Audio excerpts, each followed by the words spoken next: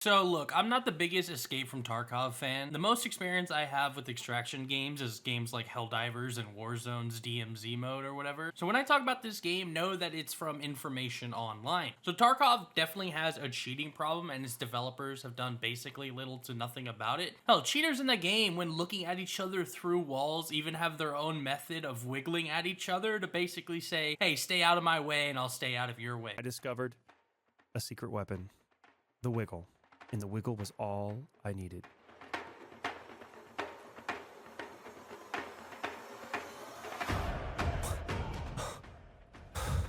I can't believe it. 2 legit players showed up, and I watched the cheater destroy them.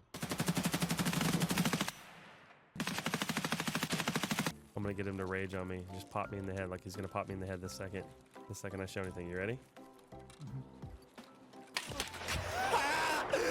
Called it! Let's watch this back in slow motion. He shot me through the bush without an actual sight line. The server had a bit of lag and placed the death behind solid cover. So the game's kind of cooked when it has a whole community about cheating. I think that's a real problem. But the main reason I'm talking about Escape from Tarkov is because they've done one of the worst things a company can do to its players, and they've even kind of doubled down. So the latest Escape from Tarkov update changes the terms of the user agreement on people who bought the $150 version of the game, where it promised that all future DLCs would be included with the pack. And they kind of removed it, thinking they were slick in their latest update. So of course things live on the internet forever, so the Wayback Machine shows that they changed it to try and be sneaky. But and this isn't even purchasable anymore.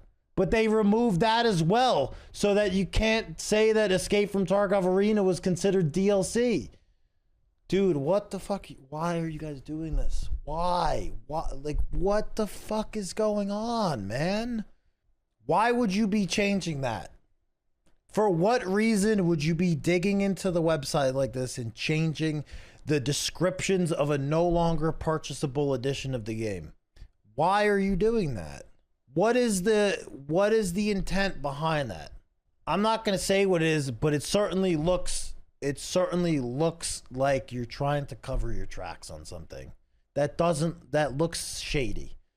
They recently added a new PvE game mode to the game, which is why this is all happening, where there is kind of like an offline PvE mode you can play with friends. But the thing is, it is $250. So you would think that the new PvE mode would be considered DLC, right? And players who paid the $150 version of the game would get it, right? No, they instead decided to call it a feature, and it is only locked behind the $250 version of the game and not included with the one that's $150. So if you wanted to play this version with your friends, 3 people, that'd be $750. That's ridiculous. And by the way, did I mention that this game is in early access? So yeah, the community was flipping out about it, rightfully so, and you'd think they would get a respond to the outrage and all the outcries of the community, right? Nope, the first thing they decided to do was start some Twitter beef with a company that's also making an extraction shooter, and then they got uppercutted by community notes basically saying, no, you're dumb, this isn't plagiarism. But don't worry, after more backlash, you think they would respond and fix the situation, right? So here's what they decided to do. They made basically a Reddit post adding things that make the game pay to win and kind of honoring the original agreement of the $150 version owners, where they get the game mode, the feature, the DLC, whatever you want to call it, they do get it, but for 6 months. So you see the community is still pissed off, and just here's me reading some of it on stream.